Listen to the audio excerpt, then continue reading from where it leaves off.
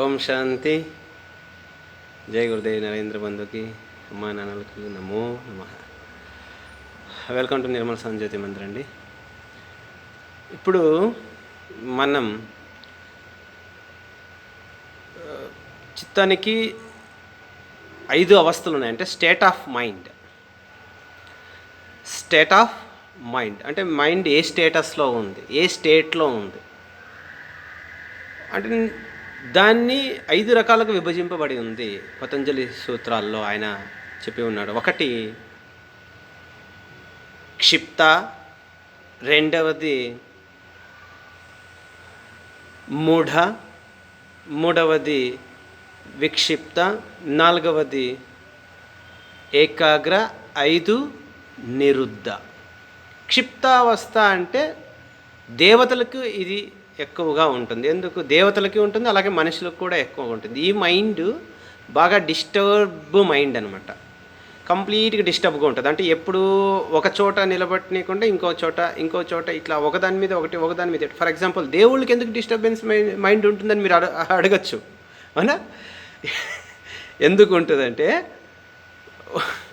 వాళ్ళు దేవతా స్వరూపాలు కాబట్టి మనుషులంతా వెళ్ళి ఏం చేస్తారు, వాళ్ళ కోరికలు వెళ్ళి నాకు అది కావాలని అడుగుతారు. పూజకులు ఇప్పుడు మూర్తిని నిలబెట్టి ఆ కాన్షియస్నెస్ని తీసుకొచ్చి ఆ మూర్తిలో పెట్టినప్పుడు ఆయన మన కోరికలని తీర్చడానికే వచ్చి కూర్చోబెట్టుకుని ఉంటాం మనం. కాబట్టి ఒక్కొక్క రకంగా వచ్చి డిస్టర్బెన్స్ చేస్తూ ఉంటారు. కంటిన్యూగా మెడిటేషన్గా శాంతంగా కొంతసేపు కూడా. ఇప్పుడు ఫర్ ఎగ్జాంపుల్ చెప్పాలంటే క్షిప్తావస్థకి పర్ఫెక్ట్ ఎగ్జాంపుల్ కరెక్ట్గా చెప్పాలి అంటే మీకు కొంచెం అర్థం అవడానికి చెప్తున్నాను, కానీ అది కరెక్టా లేదనే తర్వాత మీరు ఆలోచించవచ్చు. ఇప్పుడు మన మనసులు ఏం చేశారు, మన దాన్ని ఏమంటారు,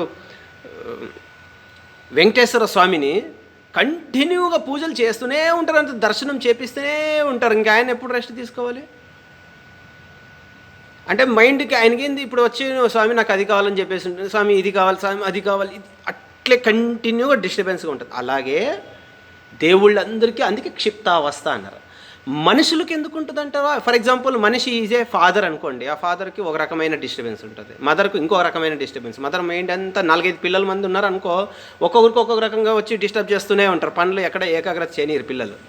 అలాగే ఆఫీస్లో ఒక రకంగా డిస్టర్బెన్స్ ఉంటుంది, బయట బిజినెస్ మ్యాన్కి ఒక రకమైన డిస్టర్బెన్స్ ఉంటుంది. మనుషులకి రకరకాల, అంటే ఒక చోట పెడదామా అంటే ఇది కరెక్ట్ కాదు, అది కరెక్ట్ కాదు, అది కరెక్ట్, ఇది కరెక్ట్ అని ఇలా ఆసిలేట్ అవుతూనే ఉంటుంది. ఇది క్షిప్త, డిస్టర్బ్గా ఉంటుంది. ఎప్పుడు కూడా ఒక చోట స్థిరంగా లేనిది క్షిప్తావస్థ. అంటే ఒక పాయింట్ దగ్గర ఉండిపోయి అక్కడే ఉందామంటే అక్కడ ఉండదు, మళ్ళీ తిరిగి ఇంకో చోటుకు వచ్చి అక్కడ జస్ట్ లైక్ ఏ మంకీ. ఓకే, నెక్స్ట్ మనము మూఢావస్థ అంటారు. అంటే చిత్తానికి ఈ స్టేట్ అంటే డిస్టర్బ్డ్గా మైండ్ ఉన్నారా బాబు, ఒక చోట ఎక్కడ కాన్సన్ట్రేట్గా లేదు అనేది ఒకటి ఉంటుంది. అంటే మూఢావస్థ అంటే ఇగ్నరెంట్, డల్ మైండ్, అసలు ఏమి ఎక్కదో కాదంటే దాని ఎట్లుంటుందంటే lethargy, dull mind, lethargy, no processes at least. దీన్ని మూఢావస్థ, అజ్ఞానిని మూఢావస్థలోకి అంటారు. మూఢుడు, అస్సలు అర్థం కాని స్టేటస్, ఏం వెళ్ళలేదు, మైండ్ ఓపెన్ కాలేదు, లేదంటే ఇంకా రకరకాల దీన్ని మనం అనలైజ్ చేసుకోవచ్చు. మూఢావస్థ అంటే అజ్ఞాని స్టేటస్ అంటారు.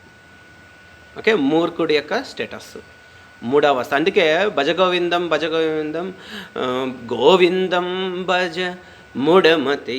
మూఢమతి అంటే మతి అంటే మైండ్, మూఢ అంటే అజ్ఞాని.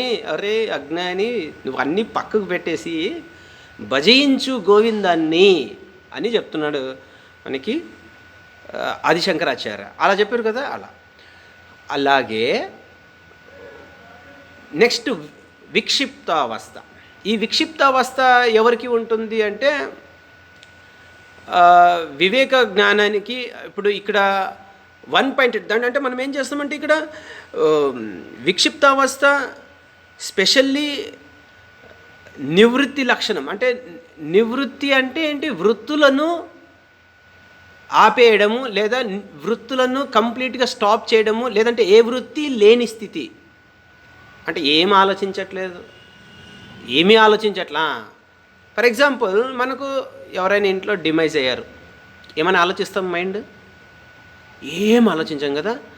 అలాగే కొన్నిసార్లు వేరే ఏదైనా ఒక బాగా హ్యాపీగా ఒకటి కావాల్సిందన్నీ దొరికేసింది, ఎందుకంటే వేరే వేరే డిస్టర్బ్ కూడా కాదు అప్పుడు. That is called even that mind also విక్షిప్త అవస్థ. నెక్స్ట్ ఇంకొక మైండ్ ఉంది, ఏకాగ్ర, అంటే వన్ పాయింటెడ్, అంటే కాన్సన్ట్రేటెడ్, కేవలం వన్ పాయింటెడ్ కదా, అక్కడ కాన్సన్ట్రేటెడ్, అది మెడిటేటివ్ స్టేట్ అంటారు. ఓకే, ఇక్కడి నుంచి మళ్ళీ మనకు ఇంకొక అవస్థ వస్తుంది, నిరుద్ధావస్థ. మైండ్ స్టేటస్ నిరుద్ధావస్థ అంటే అది కూడా లేదు, కాన్సన్ట్రేషన్ అనేది కూడా కంప్లీట్ అబ్జార్బ్డ్. ఏ విషయంలో నువ్వు కాన్సన్ట్రేట్ చేసావో అక్కడి నుంచి ఇంకొక స్టేట్కి వెళ్ళిపోతుంది, దాన్ని సమాధి అవస్థ అంటారు. దాన్ని నిరుద్ధ సమాధి అవస్థలోకి తీసుకెళ్ళిపోతుంటుంది. ఏకాగ్రత స్థితి అనేది ఏం చేస్తుందంటే సమాధి అవస్థలోకి. సమాధి అవస్థలు అంటే కంప్లీట్లీ అందులోనే మునిగిపోయిన వాళ్ళని సమాధి అంటారు. ఒక తల్లి కంప్లీట్ చిన్నపిల్లడి వారి గురించే ఎక్కువ ఆలోచిస్తుంది, అది కూడా సమాధి అని చెప్పచ్చు. మెడిటేటివ్ స్టేట్ నుంచి ఇంకా అదే పనిలో మునిగిపోయిన వాళ్ళని సమాధిలో అంటారు. అదే పనిలో ఆలోచిస్తుంటారు, ఏకాగ్రత, అదే మైండింగ్లో ఉంటారు వాళ్ళు. అట్లా నిరుద్ధ అవస్థ, ఏకాగ్రత అవస్థ, అండ్ విక్షిప్త అవస్థ, అండ్ మళ్ళీ మూఢావస్థ, అండ్ క్షిప్తావస్థ. అంటే క్షిప్త అనేది డిస్టర్బ్డ్ మైండ్, ఇలా విక్షిప్త ఈజ్ ఓన్లీ వన్, నివృత్తి, ఇంకేం ఆలోచనలు లేవు. ఏకాగ్ర, మూఢ, నిరుద్ధ, ఇట్లా రకాల 5 types of mind, state of mind. ఇది చాలా ఇంపార్టెంట్. సో మైండ్ యొక్క రకరకాలకి ఈ స్టేటస్లో ఎవరో ఒకరు మనం వెళ్తూ ఉంటుంటాం చూడు కదండి. తప్పకుండా ఈ మైండ్కి 5 స్టేటస్లే ఉన్నాయి. ఈ స్టేటస్లోనే ఎవరైనా సరే ఉంటారు, దేవుళ్ళైనా, దేవతలైనా, మనుషులైనా, అజ్ఞానైనా, మూర్ఖుడైనా, ఎవరైనా ఈ స్టేటస్ నుంచి దాటిపోరా. ఈ 5 టైప్లో ఎక్కడో ఒక చోట ఫిట్ అవుతాడు మనిషి. సో అందుకనే ఈ మైండ్ ఏం చేస్తుంటుంది, వీటిని చిత్తవృత్తుల్ని మళ్ళీ ఇక్కడి నుంచి వృత్తులు ఏర్పడతాయి. ఈ మైండ్ నుంచి ఫర్ ఎగ్జాంపుల్ డల్గా ఉన్న మైండ్ ఒక రకమైన తీసుకుంటుంటుంది. సో ఇక్కడి నుంచి స్టెప్పులు మళ్ళీ స్టార్ట్ అవుతాయి. సో ఈ స్టేట్ ఆఫ్ మైండ్ దగ్గర నుంచే వృత్తులు స్టార్ట్ అవుతాయి. అందుకే తదా ద్రష్టు స్వరూపే అవస్థానం అని మేము ఇంతకుముందు వీడియోలో చెప్పుకున్నాం. అంటే ఇవన్నీ పక్కకు పెట్టేసి ఒకటే చోట ఉన్నప్పుడు నిరుద్ధ అవస్థలో సాక్షి అయిన పురుషుని మనం తెలుసుకోగలుగుతాం, అంటే ఆత్మను, బ్రహ్మన్ స్టేటస్ని. This is what right. Next వీడియోలో మళ్ళీ మనం తెలుసుకుందాం.